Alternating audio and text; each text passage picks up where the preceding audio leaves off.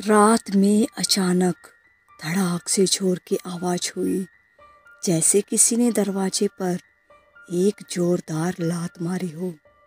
तनु आवाज़ सुनते ही अपने बिस्तर से उठकर उस ओर भागता है जहाँ से ये आवाज़ आई थी।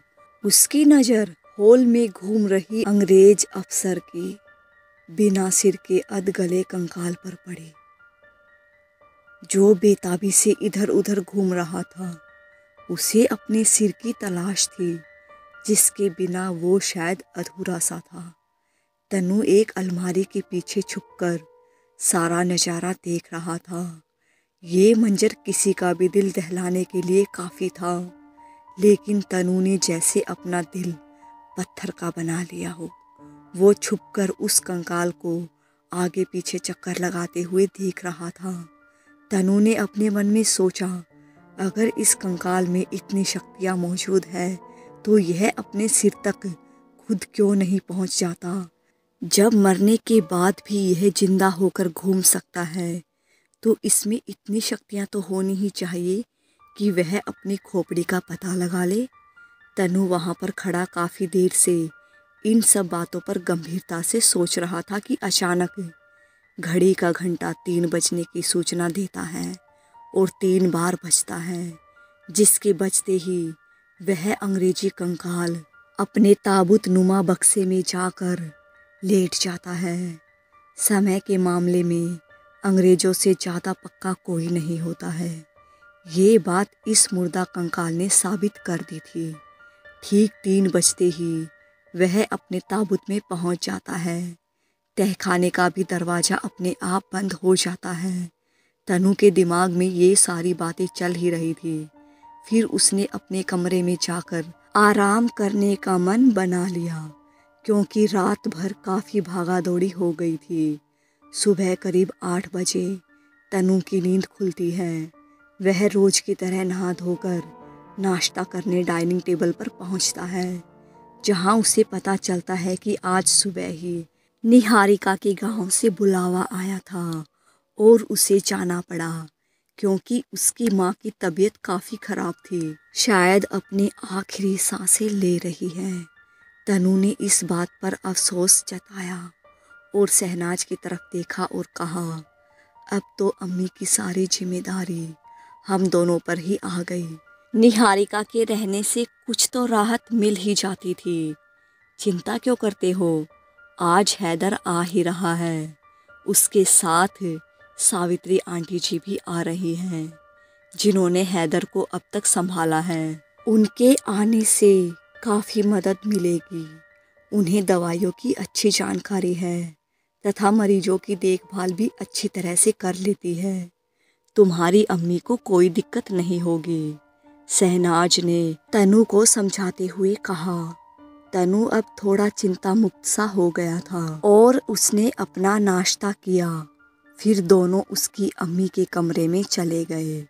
उनकी दवा का समय हो गया था। कमरे में तनु ने अपनी अम्मी की अलमीरा को खोला, उनके लिए एक साफ चादर निकालने के लिए, जहां उसे एक पुरानी डायरी मिलती है जो उसके अब्बू की ही थी। वो उस डायरी को अपने कोट की जेब में रखते हुए अलमीरा से एक नई चादर निकाल लेता है और बेड पर बिछा देता है, और दोनों उसकी अम्मी को साफ सुथरा करके लेटा देते हैं। कुछ देर बाद उन्हें नींद आ जाती है, क्योंकि दवा अपना असर दिखा रही थी। तनु वहाँ से सीधा अपने कमरे में जाता है और उस डायरी को निकालकर पढ़ने लगता है।